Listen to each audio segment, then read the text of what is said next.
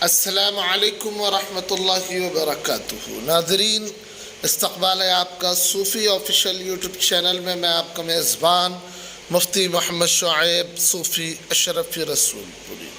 داعیان کرام اور مسلمانوں سے اہم گزارش، داعی اسلام حضرت مولانا کلیم صدیقی صاحب حفظہ اللہ کی متعلق اب تک کی موصولہ تمام اطلاعات و معلومات اور ملک و ملت کی تمام مقتدر تنظیموں اور شخصیات کی فکر بندی اور ان کے تاثرات یہ بتلا رہے ہیں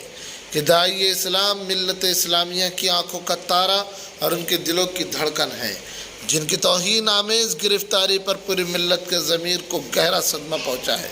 اور اس وقت پوری امت اسلامیہ بشمول عالم اسلام میں ایک شدید غم و غصہ کا لاوا پل رہا ہے، جو ممکن ہے کل شدید احتجاج اور مظاہرے کی شکل میں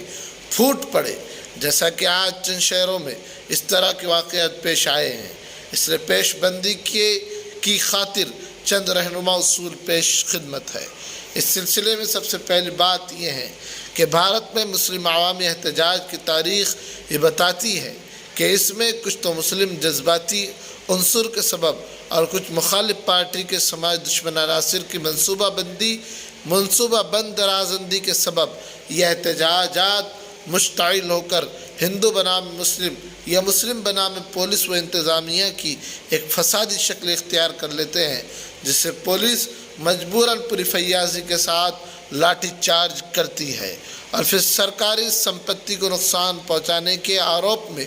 مسلم طبقہ مختلف بھیانک کیسز کے تحت سالوں سال مقدمات کا سامنا کرتا ہے۔ لہذا یہ بات اچھی طرح سے ذہن نشین کر لے کہ موجودہ مسئلے میں اس طرح کا کوئی بھی جذباتی اور اشتعال انگیز رد عمل اسلامی دعوت اور اس کے لیے مطلوبہ پرامن فضا کے لیے نہ صرف زہر قاتل ہے بلکہ اس کی جڑیں کاٹنے کا موقع فراہم کرے گا۔ لہذا خدا کے واسطے صبر و دعا سے کام لے اور اس سلسلے میں اسوہ نبی کو سامنے رکھے، جس